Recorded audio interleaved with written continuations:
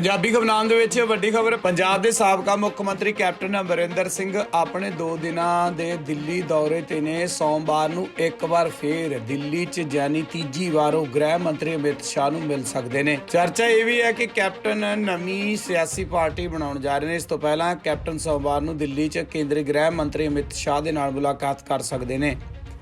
Captain ਨੇ ਕਾਂਗਰਸ ਛੱਡਣ ਦੇ ਸੰਕੇਤ ਦੇ ਦਿੱਤੇ ਨੇ, ਪਰ ਅਜੇ ਆਪਣੇ ਪੱਤੇ ਨਹੀਂ ਖੋਲ੍ਹੇ। ਉਹਨਾਂ ਦੀਆਂ ਗਤੀਵਿਧੀਆਂ ਨਾ ਸਿਰਫ ਕਾਂਗਰਸ ਬਲਕਿ ਹੋਰ ਸਿਆਸੀ ਪਾਰਟੀਆਂ ਵੀ ਨੇੜਿਓਂ ਨਜ਼ਰ ਰੱਖ ਰਹੀਆਂ ਨੇ। ਪੰਜਾਬ ਦਾ ਸਰਹੱਦੀ ਖੇਤਰ 50 ਕਿਲੋਮੀਟਰ BSF ਅਧੀਨ ਆਉਣ ਤੋਂ ਬਾਅਦ ਕਾਂਗਰਸ ਤੇ ਵਿਰੋਧੀ ਪਾਰਟੀਆਂ ਦੇ ਨੇਤਾਵਾਂ ਨੇ ਦੋਸ਼ ਲਾਇਆ ਕਿ ਕੈਪਟਨ ਦੀ ਸਲਾਹ ਨਾਲ ਹੀ ਕੇਂਦਰ ਸਰਕਾਰ ਨੇ ਇਹ ਵੱਡਾ ਫੈਸਲਾ ਲੈ ਲਿੱਤਾ। ਦੱਸ ਦਈਏ ਕਿ ਮੁੱਖ ਮੰਤਰੀ ਦੇ ਅਹੁਦੇ ਤੋਂ ਅਸਤੀਫਾ ਦੇਣ ਤੋਂ ਬਾਅਦ ਇਹ ਕੈਪਟਨ ਅਮਰਿੰਦਰ ਸਿੰਘ ਦੀ ਤੀਜੀ ਫੇਰੀ ਹੋਵੇਗੀ। ਉਹਨਾਂ ਦੇ ਨੇੜਲੇ ਸੂਤਰਾਂ ਨੇ ਦੱਸਿਆ ਕਿ ਘੱਟੋ-ਘੱਟ 2 ਦਿਨਾਂ ਲਈ ਰਾਸ਼ਟਰੀ ਰਾਜਧਾਨੀ 'ਚ ਉਹ ਰਹਿਣਗੇ। ਪਿਛਲੇ ਕੁਝ ਦਿਨਾਂ ਤੋਂ ਕੈਪਟਨ ਆਪਣੇ ਵਫਾਦਾਰ ਨੇਤਾਵਾਂ ਨੂੰ ਨਵੀਂ ਰਾਜਨੀਤਿਕ ਪਾਰਟੀ ਦੇ ਗਠਨ ਬਾਰੇ ਵੀ ਵਿਚਾਰ ਜਾਣਨ ਲਈ ਬੁਲਾ ਰਹੇ ਨੇ। ਪਿਛਲੇ ਮਹੀਨੇ ਸਾਬਕਾ ਮੁੱਖ ਮੰਤਰੀ ਨੇ ਪ੍ਰਧਾਨ ਮੰਤਰੀ ਨਰਿੰਦਰ ਮੋਦੀ ਤੇ ਅਮਿਤ ਸ਼ਾਹ ਨਾਲ ਮੁਲਾਕਾਤ ਕੀਤੀ ਸੀ ਤਾਂ ਜੋ ਸਰਹੱਦੀ ਰਾਜ ਵਿੱਚ ਮੌਜੂਦਾ ਸੁਰੱਖਿਆ ਦ੍ਰਿਸ਼ ਨਾਲ ਕਿਸਾਨਾਂ ਦੇ ਚੱਲ ਰਹੇ ਅੰਦੋਲਨ ਬਾਰੇ ਚਰਚਾ ਕੀਤੀ ਜਾ ਸਕੇ। ਹਾਲਾਂਕਿ ਇਹ ਅਜੇ ਸਪਸ਼ਟ ਨਹੀਂ ਹੋਇਆ ਕਿ ਕੈਪਟਨ ਨਵੀਂ ਸਿਆਸੀ ਪਾਰਟੀ ਕਦੋਂ ਤੱਕ ਬਣਾਉਣਾ ਚਾਹੁੰਦੇ ਨੇ, ਪਰ ਉਹਨਾਂ ਦੇ ਨਾਲ ਦਿੱਲੀ ਦੌਰੇ ਤੇ ਅਮਿਤ ਸ਼ਾਹ ਨਾਲ ਮੁਲਾਕਾਤਾਂ ਨੇ ਕਾਂਗਰਸ ਦੀ ਬੇਚੈਨੀ ਨੂੰ ਵਧਾ ਦਿੱਤਾ ਹੈ। ਕੈਬਨਿਟ ਦੀ ਬੈਠਕ ਤੋਂ ਬਾਅਦ ਮੁੱਖ ਮੰਤਰੀ ਚਰਨਜੀਤ ਸਿੰਘ ਚੰਨੀ ਵੱਲੋਂ ਇੱਥੇ ਪ੍ਰੈਸ ਕਾਨਫਰੰਸ ਨੂੰ ਸੰਬੋਧਨ ਕੀਤਾ ਗਿਆ। ਇਸ ਪ੍ਰੈਸ ਕਾਨਫਰੰਸ ਦੇ ਦੌਰਾਨ ਐਲਾਨ ਕਰਦਿਆਂ ਮੁੱਖ ਮੰਤਰੀ ਚੰਨੀ ਨੇ ਕਿਹਾ ਕਿ ਸ਼ਹਿਰਾਂ 'ਚ ਪਾਣੀ ਦੇ 700 ਕਰੋੜ ਰੁਪਏ ਦੇ ਬਕਾਇਆ ਬਿੱਲ ਮਾਫ ਕੀਤੇ ਜਾਣਗੇ। ਉਹਨਾਂ ਕਿਹਾ ਕਿ ਹੁਣ ਸੂਬੇ ਦੇ ਵਿੱਚ ਪਾਣੀ ਦਾ ਫਿਕਸ ਬਿੱਲ ਕਰ ਦਿੱਤਾ ਜਾਵੇਗਾ। ਮੁੱਖ ਮੰਤਰੀ ਨੇ ਕਿਹਾ ਕਿ ਸ਼ਹਿਰ ਦੇ ਵਾਟਰ ਵਰਕਸ ਦਾ ਬਿੱਲ ਹੁਣ ਸਰਕਾਰ ਵੱਲੋਂ ਭਰਿਆ ਜਾਵੇਗਾ। ਮੁੱਖ ਮੰਤਰੀ ਨੇ ਕਿਹਾ ਕਿ ਟਿਊਬਵੈੱਲਾਂ ਦੇ ਬਿੱਲ ਵੀ ਪੰਜਾਬ ਸਰਕਾਰ ਵੱਲੋਂ ਭਰੇ ਜਾਣਗੇ। ਪੰਜਾਬ ਦੇ ਮੁੱਖ ਮੰਤਰੀ ਚੰਨੀ ਨੇ ਕਿਹਾ ਕਿ ਚੌਥਾ ਦਰਜਾ ਮੁਲਾਜ਼ਮਾਂ ਦੀਆਂ ਵੀ ਰੈਗੂਲਰ ਭਰਤੀਆਂ ਹੋਣਗੀਆਂ, ਕਿਸੇ ਨੂੰ ਵੀ ਠੇਕੇ ਤੇ ਭਰਤੀ ਨਹੀਂ ਕੀਤਾ ਜਾਵੇਗਾ। ਉਹਨਾਂ ਕਿਹਾ ਕਿ ਪੰਜਾਬ ਦਾ ਖਜ਼ਾਨਾ ਕਦੇ ਖਾਲੀ ਨਹੀਂ ਹੁੰਦਾ ਤੇ ਨਾ ਹੀ ਹੋਣ ਦਿੱਤਾ ਜਾਵੇਗਾ। ਮੁੱਖ ਮੰਤਰੀ ਚੰਨੀ ਨੇ BSF ਦੇ ਮੁੱਦੇ ਤੇ ਬੋਲਦਿਆਂ ਕਿਹਾ ਕਿ ਕੁਝ ਦਿਨ ਦੇ ਅੰਦਰ ਇਸ ਮੁੱਦੇ ਤੇ ਪੰਜਾਬ ਕੈਬਨਿਟ ਦੀ ਮੀਟਿੰਗ ਦੁਬਾਰਾ ਬੁਲਾਈ ਜਾਵੇਗੀ। ਉਹਨਾਂ ਕਿਹਾ ਕਿ ਕੇਂਦਰ ਨੂੰ ਸੂਬਾ ਸਰਕਾਰ ਤੋਂ ਪੁੱਛੇ ਬਿਨਾਂ ਅਜਿਹੇ ਫੈਸਲੇ ਨਹੀਂ ਲੈਣੇ ਚਾਹੀਦੇ। ਮੁੱਖ ਮੰਤਰੀ ਚੰਨੀ ਨੇ ਕਿਹਾ ਕਿ ਉਹਨਾਂ ਦੀ ਸਰਕਾਰ ਸੂਬੇ 'ਚ ਲਾ ਐਂਡ ਆਰਡਰ ਬਣਾਈ ਰੱਖਣ ਦੇ ਸਮਰੱਥ ਨੇ। ਉਹਨਾਂ ਕਿਹਾ ਕਿ ਜੇਕਰ ਪੰਜਾਬ ਪੁਲਿਸ ਆਤੰਕਵਾਦ ਖਤਮ ਕਰ ਸਕਦੀ ਹੈ ਤਾਂ ਕਿਸੇ ਵੀ ਘਟਨਾ ਨੂੰ ਰੋਕਣ ਦੇ ਸਮਰੱਥ ਹੈ। ਉਹਨਾਂ ਕਿਹਾ ਕਿ ਕੇਂਦਰ ਸਰਕਾਰ ਦੇ ਇਸ ਫੈਸਲੇ ਦਾ ਅਸੀਂ ਪੁਰਜ਼ੋਰ ਵਿਰੋਧ ਕਰਦੇ ਹਾਂ। ਮੁੱਖ ਮੰਤਰੀ ਚੰਨੀ ਨੇ ਕਿਹਾ ਕਿ ਜੇਕਰ ਲੋੜ ਪਈ ਤਾਂ ਇਸ ਮੁੱਦੇ ਤੇ ਆਲ ਪਾਰਟੀ ਮੀਟਿੰਗ ਸੱਦੀ ਜਾਵੇਗੀ ਅਤੇ ਸਾਰੀ ਪਾਰਟੀਆਂ ਨਾਲ ਮਿਲ ਕੇ ਅਸੀਂ ਚੱਲਾਂਗੇ ਕਿਉਂਕਿ ਇਹ ਸਾਰੇ ਪੰਜਾਬ ਦੀ ਲੜਾਈ ਹੈ। ਉਹਨਾਂ ਕਿਹਾ ਕਿ ਲੋੜ ਪੈਣ ਤੇ ਇਸ ਮੁੱਦੇ ਸੰਬੰਧੀ ਵਿਧਾਨ ਸਭਾ ਦੇ ਵਿੱਚ ਵਿਸ਼ੇਸ਼ ਇਜਲਾਸ ਵੀ ਬੁਲਾਇਆ ਜਾ ਸਕਦਾ ਹੈ। ਮੁੱਖ ਮੰਤਰੀ ਚੰਨੀ ਨੇ ਸ਼੍ਰੋਮਣੀ ਅਕਾਲੀ ਦਲ ਦੇ ਪ੍ਰਧਾਨ ਸੁਖਬੀਰ ਸਿੰਘ ਬਾਦਲ ਨੂੰ BSF ਦੇ ਮੁੱਦੇ ਤੇ ਜਵਾਬ ਦਿੰਦਿਆਂ ਕਿਹਾ ਕਿ ਇਹ ਇੱਕ ਗੰਭੀਰ ਮੁੱਦਾ ਅਤੇ ਪੂਰੇ ਸੂਬੇ ਦੀ ਗੱਲ ਹੈ। ਉਹਨਾਂ ਕਿਹਾ ਕਿ ਇਸ ਮੁੱਦੇ ਤੇ ਭੜਕਾਊ ਸ਼ਬਦਾਵਲੀ ਨਾ ਵਰਤੀ ਜਾਵੇ। ਉਹਨਾਂ ਕਿਹਾ ਕਿ ਪੰਜਾਬ 'ਚ ਅਮਨ ਸ਼ਾਂਤੀ ਬਹਾਲ ਕਰਨਾ ਸਾਡੀ ਸਰਕਾਰ ਦੀ ਜ਼ਿੰਮੇਵਾਰੀ ਹੈ ਅਤੇ ਅਸੀਂ ਉਸ ਤੇ ਪੂਰੀ ਤਰ੍ਹਾਂ ਖੜੇ ਹਾਂ। ਉਹਨਾਂ ਕਿਹਾ ਕਿ ਇਸ ਮੁੱਦੇ ਸੰਬੰਧੀ ਸਾਡੀ ਸਰਕਾਰ ਤੇ ਸੁਖਬੀਰ ਸਿੰਘ ਬਾਦਲ ਵੱਲੋਂ ਦੋਸ਼ ਲਗਾਏ ਗਏ ਨੇ, ਪਰ ਕੇਂਦਰ ਸਰਕਾਰ ਨੇ ਤਾਂ ਇਹ ਫੈਸਲਾ ਕਿਸੇ ਨੂੰ ਵੀ ਪੁੱਛ ਕੇ ਨਹੀਂ ਲਿੱਤਾ। ਉਹਨਾਂ ਕਿਹਾ ਕਿ ਪੰਜਾਬ ਦੇ ਵਿੱਚ ਜਿਹੜਾ ਆਤੰਕਵਾਦ ਪਹਿਲਾਂ ਆਇਆ ਸੀ ਉਸ ਲਈ ਅਕਾਲੀ ਦਲ ਜ਼ਿੰਮੇਵਾਰ ਸੀ, ਇਸ ਲਈ ਪੰਜਾਬ ਦੀ ਜਵਾਨੀ ਦਾ ਬੇਹੱਦ ਘਾਣ ਹੋਇਆ। ਨਵਜੋਤ ਸਿੰਘ ਸਿੱਧੂ ਦੀ ਪਤਨੀ ਨਵਜੋਤ ਕੌਰ ਸਿੱਧੂ ਨੇ ਸਾਬਕਾ ਮੁੱਖ ਮੰਤਰੀ ਕੈਪਟਨ ਅਮਰਿੰਦਰ ਸਿੰਘ ਨੂੰ ਆਖਿਆ ਕਿ ਅੰਮ੍ਰਿਤਸਰ ਈਸਟ ਹਲਕੇ ਤੋਂ ਨਵਜੋਤ ਸਿੰਘ ਸਿੱਧੂ ਦੇ ਖਿਲਾਫ ਚੋਣ ਲੜਨ ਲਈ ਉਹ ਉਹਨਾਂ ਦਾ ਕੈਪਟਨ ਅਮਰਿੰਦਰ ਸਿੰਘ ਦਾ ਸਵਾਗਤ ਕਰਦੇ ਨੇ। ਇੱਥੇ ਹੀ ਬਸ ਨਹੀਂ, ਬੀਬੀ ਨੇ ਕਿਹਾ ਕਿ ਕੈਪਟਨ ਅਮਰਿੰਦਰ ਸਿੰਘ ਅਤੇ ਉਹਨਾਂ ਦੀ ਟੀਮ ਲਈ ਉਹ ਸਾਰੇ ਬੰਦੋਬਸਤ ਵੀ ਕਰਨਗੇ। ਇਹਦੇ ਨਾਲ ਹੀ ਉਹਨਾਂ ਨੇ ਕਿਹਾ ਕਿ ਕੈਪਟਨ ਅਮਰਿੰਦਰ ਸਿੰਘ ਇੱਕ ਵਾਰ ਜਨਤਾ ਵਿੱਚ ਵਿਚਾਰ ਕੇ ਦੇਖ ਲੈਣ ਕਿ ਉਹਨਾਂ ਨੂੰ ਪਤਾ ਲੱਗ ਜਾਏ ਕਿ ਨਵਜੋਤ ਸਿੰਘ ਸਿੱਧੂ ਨੂੰ ਲੋਕ ਕਿੰਨਾ ਕੁ ਪਿਆਰ ਕਰਦੇ ਨੇ। ਅੰਮ੍ਰਿਤਸਰ 'ਚ ਪੱਤਰਕਾਰਾਂ ਨਾਲ ਗੱਲਬਾਤ ਕਰਦਿਆਂ ਨਵਜੋਤ ਕੌਰ ਸਿੱਧੂ ਨੇ ਕਿਹਾ ਹੈ ਕਿ ਪੰਜਾਬ ਕਾਂਗਰਸ 'ਚ ਚੱਲ ਰਹੇ ਘਟਨਾਕ੍ਰਮ ਨੂੰ ਕਲੇਸ਼ ਨਹੀਂ ਕਿਹਾ ਜਾ ਸਕਦਾ, ਇਹ ਮਹਿਜ਼ ਬਹਿਸ ਹੈ ਅਤੇ ਕਾਂਗਰਸ ਇਕਜੁੱਟ ਹੋ ਕੇ ਚੱਲ ਰਹੀ ਹੈ। ਉਹਨਾਂ ਕਿਹਾ ਕਿ ਕੈਪਟਨ ਸਰਕਾਰ ਸਮੇਂ ਕੁਝ ਉਲਝਣ ਤਾਣੀਆਂ ਸਨ ਜਿਸ ਕਰਕੇ ਕੰਮ ਨਹੀਂ ਹੋ ਰਹੇ ਸਨ। ਨਵਜੋਤ ਕੌਰ ਸਿੱਧੂ ਨੇ ਆਖਿਆ ਕਿ ਨਵਜੋਤ ਸਿੰਘ ਸਿੱਧੂ ਨੇ ਕੈਬਨਿਟ ਤੋਂ ਅਸਤੀਫਾ ਇਸ ਲਈ ਦਿੱਤਾ ਸੀ ਕਿ ਉਹਨਾਂ ਦੇ ਮਸਲੇ ਹੱਲ ਕੀਤੇ ਨਹੀਂ ਜਾ ਰਹੇ ਸਨ ਅਤੇ ਹੁਣ ਉਹ ਆਪਣੇ ਮਸਲਿਆਂ ਦੀ ਲੜਾਈ ਲੜ ਰਹੇ ਨੇ। ਸ਼ਹਿਰਾਂ ਦੇ ਪਿੰਡਾਂ ਦੇ ਲੋਕਾਂ ਵਾਸਤੇ ਅੱਛੇ ਫੈਸਲੇ ਲਏ। ਮੈਂ ਜਦ ਆਪੋਜੀਸ਼ਨ ਲੀਡਰ ਸੀਗਾ ਤਾਂ ਸਾਡੇ ਇੱਕ ਪਿੰਡ ਹੈ ਸਿਉ ਮਾਜਰਾ, ਉੱਥੇ ਮੈਨੂੰ ਬੀਬੀਆਂ ਨੇ ਰੋਕ ਲਿਆ। ਅਖੇ ਜੀ 4 ਦਿਨ ਹੋ ਗਏ ਸਾਡੇ ਪਿੰਡ ਦੇ ਵਿੱਚ ਪਾਣੀ ਨਹੀਂ ਆਇਆ। ਖਬਰ ਲੱਗੀ ਸੀ, ਗਿਆ ਮੈਂ ਵੈਸੇ ਤਾਂ ਸੀ ਉੱਥੇ। ਬੀਬੀਆਂ ਨੇ ਰੋਕ ਲਿਆ ਮੈਨੂੰ ਕਿ ਜੀ ਸਾਡਾ ਕਨੈਕਸ਼ਨ ਕੱਟ ਹੋ ਗਿਆ ਹੈ, ਜਿਹੜਾ ਸਾਡਾ ਪਿੰਡ ਦਾ ਟਿਊਬਵੈਲ ਹੈ ਉਹਦਾ ਸਾਡਾ ਬਕਾਇਆ ਜਮਾ ਨਹੀਂ ਹੋਇਆ, ਇਸ ਕਰਕੇ ਸਾਡਾ ਕਨੈਕਸ਼ਨ ਕੱਟਿਆ ਗਿਆ। ਸਾਡਾ ਤਾਂ ਪਾਣੀ ਰੁਕਿਆ ਹੋਇਆ, ਸਾਨੂੰ ਨਹਾਉਣ ਤੇ ਔਖੇ ਹੈ। ਕਾਰਨ ਕਿਆ ਸੀ ਕਿ ਪਿੰਡ ਦੀ ਪੰਚਾਇਤ ਟੈਂਕੀ ਨੂੰ ਚਲਾਉਂਦੀ ਹੈ। ਟੈਂਕੀ ਦਾ ਬਿੱਲ ਕਾਫੀ ਸਮੇਂ ਤੋਂ ਲਮਕਿਆ ਹੋਇਆ ਸੀ, ਪਿੰਡ ਸਮਰਥ ਨਹੀਂ ਸੀ ਜਮਾ ਕਰਾਉਣ ਦੇ, ਔਰ ਬਿਜਲੀ ਵਾਲੇ ਕਨੈਕਸ਼ਨ ਕੱਟ ਗਏ। ਸਰਕਾਰ ਅਕਾਲੀ ਦਲ ਦੀ ਸੀਗੀ, ਤਾਂ ਤੁਸੀਂ ਉਹਨਾਂ ਦਿਨਾਂ ਸ਼ਾਇਦ ਫੋਟੋ ਵੀ ਅਖਬਾਰਾਂ 'ਚ ਦੇਖੀ ਹੋਵੇ। ਮੈਂ ਆਪ ਖੰਭੇ ਪਰ ਚੜ੍ਹ ਕੇ ਮੈਂ ਕਈਆਂ ਨੂੰ ਕਿਹਾ ਯਾਰ ਲਗਾ ਦਿਓ ਕਨੈਕਸ਼ਨ, ਮੈਂ ਖੜਾ ਕੋਈ ਗੱਲ ਨਹੀਂ ਦੇਖ ਲਾਂਗੇ, ਲੇਕਿਨ ਹਰ ਕੋਈ ਡਰਦਾ ਚੜ੍ਹੇ ਨਾ। ਸਰਪੰਚ ਨੂੰ ਕਿਹਾ ਹੋਵੇ ਨਾ, ਮੈਂ ਵੀ ਨਹੀਂ ਚੜ੍ਹਦਾ ਜੀ। ਅਲਟੀਮੇਟਲੀ ਪਾਣੀ ਤਾਂ ਪਿੰਡ 'ਚ ਪਹੁੰਚਾਉਣਾ ਸੀ, ਮੈਂ ਆਪ ਖੰਭੇ ਪਰ ਚੜ੍ਹ ਕੇ ਉਹਨਾਂ ਦਾ ਕਨੈਕਸ਼ਨ ਲਗਾਇਆ। ਇਹ 2016 ਦੀ ਗੱਲ ਹੈ, ਜਦ ਮੈਂ ਆਪੋਜੀਸ਼ਨ ਲੀਡਰ ਸੀ। ਜਦ ਮੈਂ ਸੋਚਿਆ ਸੀ ਕਿ ਜਿਸ ਤਰ੍ਹਾਂ ਅਸੀਂ ਕਿਸਾਨਾਂ ਦੀਆਂ 50, 60, 100 ਜਾਂ 200 ਹਰ ਪਿੰਡ ਦੇ ਵਿੱਚ ਮੋਟਰਾਂ ਦਾ ਬਿੱਲ ਮਾਫ ਕੀਤਾ ਹੋਇਆ ਹੈ, ਉਸੇ ਤਰ੍ਹਾਂ ਪਿੰਡ ਦੇ ਜਿਹੜੇ ਸਿਟੀਜ਼ਨ ਹੈ, ਚਾਹੇ ਉਹ ਕਿਸੇ ਵਰਗ ਦੇ ਹੈ, ਉਹਨਾਂ ਨੂੰ ਜਿਹੜੀ ਪਾਣੀ ਦਿੰਦੀ ਹੈ ਮੋਟਰ, ਉਹਦਾ ਵੀ ਬਿੱਲ ਮਾਫ ਕਰਾਂ। ਸੇਮ ਸ਼ਹਿਰਾਂ ਵਿੱਚ ਵੀ ਇਹ ਸਥਿਤੀ। ਸੋ ਅੱਜ ਅਸੀਂ ਇੱਕ ਮਹੱਤਵਪੂਰਨ ਫੈਸਲੇ ਦੇ ਨਾਲ ਸ਼ਹਿਰਾਂ ਦੇ ਵਿੱਚ ਜਿਹੜੇ ਪਾਣੀ ਦੇ ਰੇਟ ਆ ਉਹ ਫਲੈਟ ਰੇਟ ਕੀਤਾ ਹੈ, ਤੇ ਉਹਦੇ ਵਿੱਚ 700 ਕਰੋੜ ਰੁਪਏ ਦੇ ਬਕਾਏ ਹੈ ਜਿਹੜੇ ਲੋਕਾਂ ਦੇ ਖੜੇ ਹੈ। 700 ਕਰੋੜ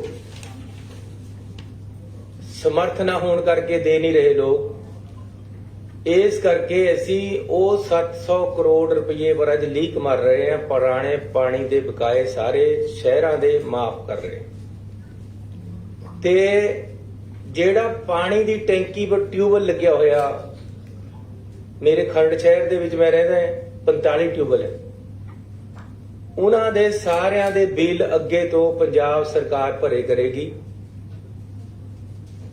ਤੇ ਕਮੇਟੀਆਂ ਤੇ ਉਸਦਾ ਲੋਡ ਨਹੀਂ ਪਏਗਾ, ਲੋਕਾਂ ਤੇ ਉਸਦਾ ਲੋਡ ਨਹੀਂ ਪਏਗਾ।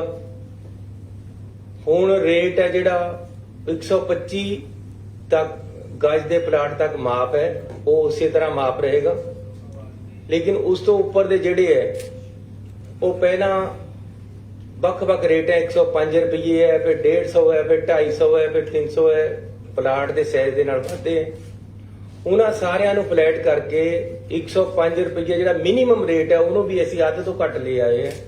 50 ਰੁਪਏ ਅਸੀਂ ਰੇਟ ਫਿਕਸ ਕਰਤਾ ਪੂਰੇ ਪੰਜਾਬ ਦੇ ਵਿੱਚ, ਸਿਰਫ 50 ਰੁਪਏ ਦੇਣਗੇ। ਇਹ ਵੀ ਸਾਡੀ ਕੇਂਦਰ ਸਰਕਾਰ ਦੇ ਨਾਲ ਪੰਜਾਬ ਸਰਕਾਰ ਨੇ ਪਹਿਲਾਂ ਇੱਕ ਕਮਿਟਮੈਂਟ ਕਰੀ ਵੀ ਹੈ ਕਿ ਜਿਹੜੇ ਸਰਕਾਰ ਦੀਆਂ ਕੇਂਦਰ ਦੀਆਂ ਗਰੰਟਾਂ ਆਉਂਦੀਆਂ ਉਹ ਕਹਿੰਦੇ ਜੀ ਤੁਹਾਨੂੰ ਯੂਜ਼ਰ ਚਾਰजेस ਲੈਣੇ ਪੈਣਗੇ, ਉਸ ਤਹਿਤ ਸਾਨੂੰ 50 ਰੁਪਏ ਮਿਨੀਮਮ ਲੈਣੇ ਪੈਣੇ। ਇਸ ਕਰਕੇ ਅਸੀਂ 50 ਰੁਪਏ ਮਿਨੀਮਮ ਰੇਟ ਜਿਹੜਾ ਉਹ ਪਿੰਡਾਂ ਅਤੇ ਸ਼ਹਿਰਾਂ ਵਾਸਤੇ ਫਿਕਸ ਕਰ ਰਹੇ ਹਾਂ। ਇਸੇ ਤਰ੍ਹਾਂ ਇਹ ਇੱਕ ਬਹੁਤ ਬੜੀ ਰਾਹਤ ਸ਼ਹਿਰਾਂ ਦੇ ਹਰ ਵਰਗ ਦੇ ਹਰ ਪਰਿਵਾਰ ਨੂੰ ਅਸੀਂ ਦੇ ਰਹੇ ਹਾਂ, ਜਿਹੜੀ ਕਿ 700 ਕਰੋੜ ਰੁਪਏ ਅਸੀਂ ਉਹਨਾਂ ਦਾ ਪਾਣੀ ਦਾ ਬਕਾਇਆ ਮਾਫ ਕਰ ਰਹੇ ਹਾਂ। ਤੇ ਨਾਲ ਇਸ ਦੇ ਮੈਂ ਤੁਹਾਨੂੰ ਦੱਸਣਾ ਚਾਹੁੰਦਾ ਕਿ ਪਿੰਡਾਂ ਦੇ ਵਿੱਚ ਪਾਣੀ ਦੀਆਂ ਟੈਂਕੀਆਂ ਦੇ ਬਿੱਲ ਜਿਹੜੇ ਕਿ ਪੰਚਾਇਤਾਂ ਦੇ ਖੜੇ ਹੈ, ਮੇਰੇ ਇਲਾਕੇ ਦਾ ਪਿੰਡ ਹੈ ਘੜੂਆਂ, 1 ਕਰੋੜ ਰੁਪਈਆ ਉਹਨਾਂ ਦਾ ਪਾਣੀ ਦਾ ਬਕਾਇਆ ਬਿੱਲ ਖੜਾ ਹੈ, ਬਿਜਲੀ ਦਾ, ਟਿਊਬਵੈਲ ਦਾ, ਉਹਨਾਂ ਦੇ ਟਿਊਬਵੈਲਾਂ ਦਾ 10-15 ਸਾਲ ਤੇ ਜਮਾ ਨਹੀਂ ਹੋ ਰਿਹਾ। ਸਰਪੰਚ ਮੇਰੇ ਪਾਸ 30 ਦਿਨ ਆ ਜਾਂਦਾ ਹੈ ਕਿ ਜੀ ਸਾਡਾ ਕਨੈਕਸ਼ਨ ਕੱਟਣ ਆ ਗਏ। ਸੋ ਇਹ ਜਿਹੜਾ ਸਰਪੰਚਾਂ ਦੇ ਉੱਪਰ ਪੰਚਾਇਤਾਂ ਦੇ ਉੱਪਰ ਤਲਵਾਰ ਲਮਕਦੀ ਰਹਿੰਦੀ, ਇਹਨੂੰ ਬਿਲਕੁਲ ਖਤਮ ਕਰ ਰਹੇ ਹਾਂ।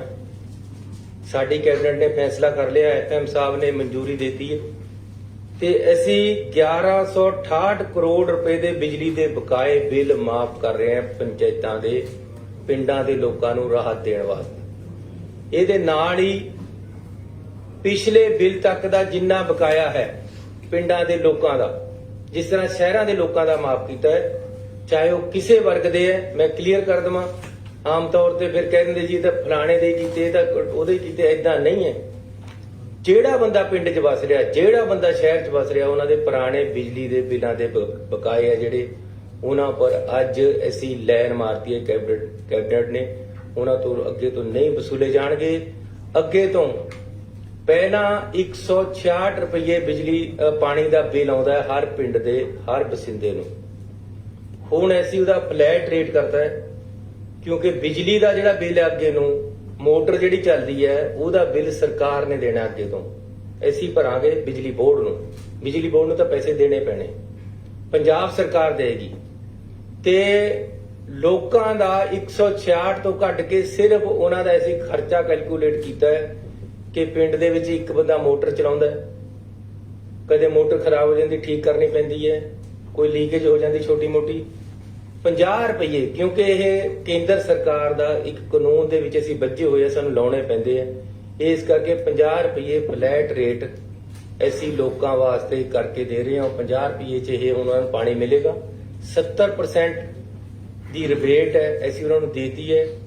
ਅੱਗੇ ਤੋਂ ਪੰਚਾਇਤ ਨੇ ਪੈਸੇ ਨਹੀਂ ਜਮ੍ਹਾਂ ਕਰਾਉਣੇ, ਬਿਜਲੀ ਦੇ ਸਰਕਾਰ ਉਹਨਾਂ ਨੂੰ ਦੇਗੀ। ਇਹ ਦੋ ਵੱਡੀਆਂ ਰਾਹਤਾਂ। ਮੈਂ ਧੰਨਵਾਦੀ ਹਾਂ ਆਪਣੀ ਕੈਬਨਿਟ ਦਾ, ਅਫਸਰ ਸਾਹਿਬਾਨ ਦਾ, ਬੜੀ ਸੂਝ-ਬੂਝ ਦੇ ਨਾਲ, ਔਰ ਖਾਸ ਤੌਰ ਤੇ ਫਾਈਨਾਂਸ ਡਿਪਾਰਟਮੈਂਟ ਦਾ, ਜਿਹੜਾ ਕਈ ਸਾਡੇ ਵਿਰੋਧੀ ਕਹੀ ਜਾਂਦੇ ਖਜ਼ਾਨਾ ਖਾਲੀ ਹੈ ਜੀ, ਇਹ ਹੈ ਜੀ, ਉਹ ਹੈ ਜੀ। ਪੰਜਾਬ ਦਾ ਖਜ਼ਾਨਾ ਕਦੇ ਖਾਲੀ ਨਹੀਂ ਹੁੰਦਾ, ਨਾ ਅਸੀਂ ਖਾਲੀ ਹੋਣ ਦੇਣਾ, ਭਰਿਆ ਰਹੇਗਾ। ਔਰ ਅਸੀਂ ਪੰਜਾਬ ਦੇ ਲੋਕਾਂ ਨੂੰ ਸਹੀ ਪ੍ਰਸ਼ਾਸਨ, ਔਰ ਸਹੀ ਸਹੂਲਤਾਂ ਜਿਹੜੀਆਂ ਉਹਨਾਂ ਦੀਆਂ ਬਣਦੀਆਂ, ਸਹੀ ਰੇਟਾਂ ਤੇ ਬਿਜਲੀ ਔਰ ਪਾਣੀ ਸੀਵਰੇਜ ਦੇਣ ਲਈ ਵਚਨਬੱਧ ਹੈ। ਸਹੀ ਔਰ ਪੜ੍ਹਾਈ ਹੈ ਜਿਹੜੀ ਉਹ ਵਧੀਆ ਕੁਆਲਿਟੀ ਐਜੂਕੇਸ਼ਨ ਦੇਣ ਲਈ ਵਚਨਬੱਧ ਹੈ, ਔਰ ਅਸੀਂ ਦੇਵਾਂਗੇ। ਇਸ ਲਈ ਇੱਕ ਫੈਸਲਾ, ਇਹ ਦੋ ਫੈਸਲੇ ਮੈਂ ਤੁਹਾਨੂੰ ਦੱਸੇ ਆ ਜਿਹੜੇ ਵੱਡੇ ਅੱਜ ਪੰਜਾਬ ਸਰਕਾਰ ਵੱਲੋਂ ਲਿੱਤੇ ਗਏ ਹੈ। ਇੱਕ ਹੋਰ ਫੈਸਲਾ ਹੈ ਜਿਹੜਾ ਅੱਜ ਅਸੀਂ ਵੱਡਾ ਲਿਆ ਹੈ ਕਿ ਪਿਛਲੀਆਂ ਸਰਕਾਰਾਂ ਨੇ ਫੈਸਲਾ ਕਰਤਾ ਸੀ ਕਿ ਜਿਹੜੇ IAS ਹੈ ਇਹ ਤਾਂ ਹੋਣਗੇ ਰੈਗੂਲਰ ਭਰਤੀ, A ਕਲਾਸ B ਕਲਾਸ ਹੋਣਗੇ ਰੈਗੂਲਰ ਭਰਤੀ, C ਕਲਾਸ ਰੈਗੂਲਰ। ਲੇਕਿਨ ਜਿਹੜਾ D ਕਲਾਸ ਹੈ ਜਿਹਦੇ ਵਿੱਚ ਚਪੜਾਸੀ, ਜਿਹਦੇ ਵਿੱਚ ਡਰਾਈਵਰ, ਜਿਹਦੇ ਵਿੱਚ ਬੇਲਦਾਰ, ਜਿਹਦੇ ਚ ਟੈਕਨੀਸ਼ੀਅਨ, ਜ਼ਿਆਦਾ ਗਿਣਤੀ ਜਿਹੜੇ ਬੰਦੇ ਨੇ +2 ਕੀਤੀ ਹੈ, BA ਤੱਕ ਇਹ ਰੁਕ ਗਿਆ, ਜਾਂ ਗਰੀਬ ਪਰਿਵਾਰਾਂ ਦੇ ਬੰਦੇ, ਮਿਡਲ ਕਲਾਸ ਦੇ ਬੰਦੇ ਜਿਨ੍ਹਾਂ ਨੂੰ ਨੌਕਰੀ ਨਹੀਂ ਮਿਲ ਰਹੀ, ਉਹਨਾਂ ਨੇ ਤਾਂ ਇਹੀ ਕੁਝ ਲੱਗਣਾ ਹੁੰਦਾ। ਉਹਨਾਂ ਦੀਆਂ ਜਿਹੜੀ ਭਰਤੀ ਹੈ ਉਹ ਆਊਟਸੋਰਸ ਕਰ ਦਿੱਤੀ ਸੀ। ਅਸੀਂ ਉਸ ਡਿਸੀਜਨ ਨੂੰ ਸਰਕਾਰ ਦੇ ਨੂੰ ਬਦਲ ਰਹੇ ਹਾਂ। ਹੁਣ ਕੀ ਕਰਤਾ ਸੀ ਕਿ ਜੇ ਚਪੜਾਸੀ ਰਿਟਾਇਰ ਹੋ ਗਿਆ ਤਾਂ ਪੋਸਟ ਵੀ ਨਾਲੇ ਖਤਮ ਹੋ ਜਾਣੀ, ਅੱਗੇ ਇਹਨੂੰ ਭਰਤੀ ਹੋ ਨਹੀਂ ਕਰਨਾ। ਜੇ ਕਰਨਾ ਹੈ ਤਾਂ ਆਊਟਸੋਰਸ ਕਰਨਾ ਹੈ। ਆਊਟਸੋਰਸ ਕਿੰਨਾ, 5000 7000 ਜਾਂ 10000, ਇਹਦੇ ਚ ਕਿਤੇ ਗੁਜ਼ਾਰਾ ਹੁੰਦਾ? ਜਿਸ ਤੋਂ ਕੰਮ ਲੈਣਾ ਹੈ ਉਹਦਾ ਪਰਿਵਾਰ ਵੀ ਪੜਨਾ ਚਾਹੀਦਾ। ਇਹ ਸਰਕਾਰ ਦੀ ਜ਼ਿੰਮੇਵਾਰੀ ਹੈ ਕਿ ਜਿਸ ਤੋਂ ਕੰਮ ਲੈਣਾ ਹੈ ਸਰਕਾਰ ਨੇ, ਜਾਂ ਜਿਹੜਾ ਕਿਤੇ ਕੋਈ ਕੰਮ ਕਿਸੇ ਦੇ ਘਰ ਕਰ ਰਿਹਾ, ਜਾਂ ਕਿਸੇ ਦੀ ਦੁਕਾਨ ਤੇ ਕਰ ਰਿਹਾ, ਕਿਸੇ ਦੇ ਇੰਡਸਟਰੀ ਦੇ ਵਿੱਚ ਕਰ ਰਿਹਾ, ਉਹਨੂੰ ਗੁਜ਼ਾਰੇ ਜੋਗੇ ਪੈਸੇ ਮਿਲਣ, ਇਹ ਸਰਕਾਰ ਦੀ ਜ਼ਿੰਮੇਵਾਰੀ ਹੈ। ਅਸੀਂ ਇਨਸ਼ੋਰ ਕਰਨਾ ਹੈ।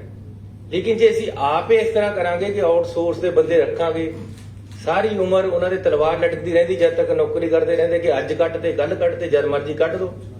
ਇਹ ਸਿਸਟਮ ਨੂੰ ਅਸੀਂ ਖਤਮ ਕਰ ਰਹੇ ਹਾਂ। ਅਸੀਂ ਫੈਸਲਾ ਕਰ ਲਿਆ ਕਿ ਕਲਾਸ D ਦੀਆਂ ਪੋਸਟਾਂ ਵੀ ਰੈਗੂਲਰ ਭਰਤੀ ਹੋਣਗੀਆਂ ਤੇ ਅਸੀਂ ਹੁਣੇ ਇਹਨਾਂ ਨੂੰ ਭਰਤੀ ਸ਼ੁਰੂ ਕਰਾਂਗੇ। ਇਹਨਾਂ ਦੀ ਜਿੰਨੀਆਂ ਪੋਸਟਾਂ ਖਾਲੀ ਹੈ ਉਹ ਭਰਾਂਗੇ। ਗਰੀਬ ਆਦਮੀ ਨੂੰ ਵੀ, ਮਿਡਲ ਕਲਾਸ ਦੇ ਆਦਮੀ ਨੂੰ ਵੀ ਉਨਾ ਹੀ ਹੱਕ ਹੈ। D ਕਲਾਸ ਦੇ ਅਫਸਰ ਜਾਂ ਕਰਮਚਾਰੀ ਨੂੰ ਵੀ ਉਨਾ ਹੀ ਹੱਕ ਹੈ ਜਿੰਨਾ IAS ਅਫਸਰ ਨੂੰ ਹੈ, ਜਿੰਨਾ ਅਫਸਰਾਂ ਨੂੰ ਹੈ। ਕਿ ਜੇ ਅਫਸਰ ਰੈਗੂਲਰ ਭਰਤੀ ਹੁੰਦਾ ਤਾਂ ਡਰਾਈਵਰ ਵੀ ਰੈਗੂਲਰ ਭਰਤੀ ਹੋਣਾ ਚਾਹੀਦਾ। ਇਹ ਅਸੀਂ ਫੈਸਲਾ ਕੀਤਾ ਇਸ ਦੇ ਨਾਲ ਹੀ ਮੈਂ ਤੁਹਾਨੂੰ ਬੇਨਤੀ ਕਰਨਾ ਚਾਹੁੰਦਾ ਕਿ ਕੈਬਨਿਟ ਨੇ ਅੱਜ ਬੜਾ ਸੀਰੀਅਸ ਵਿਊ ਲਿਆ ਹੈ, ਜਿਹੜਾ BSF ਤੇ CRP ਕੇਂਦਰ ਸਰਕਾਰ ਨੇ, ਤੁਹਾਨੂੰ ਪਤਾ ਹੈ ਕਿ ਉਹਦਾ ਦਾਇਰਾ 50 ਕਿਲੋਮੀਟਰ ਕਰ ਦਿੱਤਾ ਹੈ।